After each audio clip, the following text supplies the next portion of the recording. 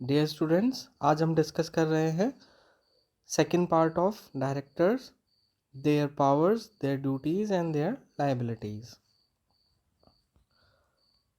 इस second part में हम डिस्कस करेंगे आज composition of board of directors. जो बोर्ड ऑफ डायरेक्टर्स हैं उनका कंपोजिशन किस प्रकार रहता है।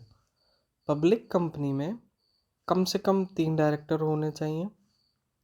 प्राइवेट कंपनी में कम से कम 2 डायरेक्टर होने चाहिए। ओपीसी में कम से कम 1 डायरेक्टर होना चाहिए उनके बोर्ड ऑफ डायरेक्टर्स में। कोई भी कंपनी है उसमें मैक्सिमम 15 डायरेक्टर्स हो सकते हैं और 15 डायरेक्टर से भी अधिक हो सकते हैं स्पेशल केसेस में, by passing special resolution pass करके वो 15 डायरेक्टर से अधिक डायरेक्टर्स भी रख सकते हैं। कुछ कंपनीज हैं जिनमें कम से कम एक विमेन डायरेक्टर तो होनी चाहिए। वो कंपनी है एवरी लिस्टेड कंपनी, सभी लिस्टेड कंपनीज। कोई भी पब्लिक कंपनी जिसकी paid up share capital 100 crore या अधिक हो। कोई भी पब्लिक कंपनी जिसका टर्नओवर 300 करोड़ या अधिक हो। इनके केसेस में कम से कम एक विमेन डायरेक्टर होनी अनिवार्य है। अब होता क्या है कि जो बोर्ड ऑफ डायरेक्टर्स हैं उसमें फॉरेन नेशनल्स भी पार्टिसिपेट कर सकते हैं, लेकिन एक डायरेक्टर ऐसा होना चाहिए जिसका मिनिमम 182 दिन का स्टे भारत में रहे।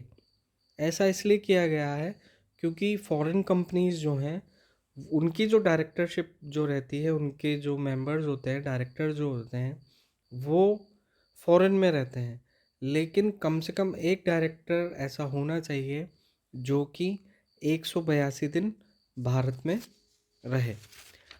एक केस इसमें ये आता है कि जो इंडिपेंडेंट डायरेक्टर हैं उनका जो प्रोपोर्शन है वो 1/3 होना चाहिए। इंडिपेंडेंट डायरेक्टर्स मीन्स वो डायरेक्टर जो अपॉइंट किए गए हों इंडिपेंडेंट डायरेक्टर के रूप में।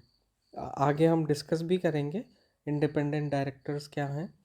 अभी आप सिर्फ इतना समझिए कि कुल डायरेक्टर्स का 1/3 भाग इंडिपेंडेंट डायरेक्टर्स का होना चाहिए।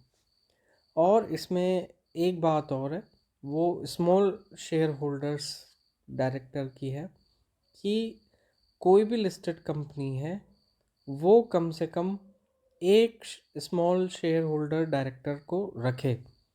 और यहाँ पर स्मॉल शेयर होल्डर का मीनिंग ये है जिनकी शेयर होल्डिंग 20,000 रुपये या उससे कम हो, या जैसा कि एक एक्ट में प्रिस्क्राइब्ड हो।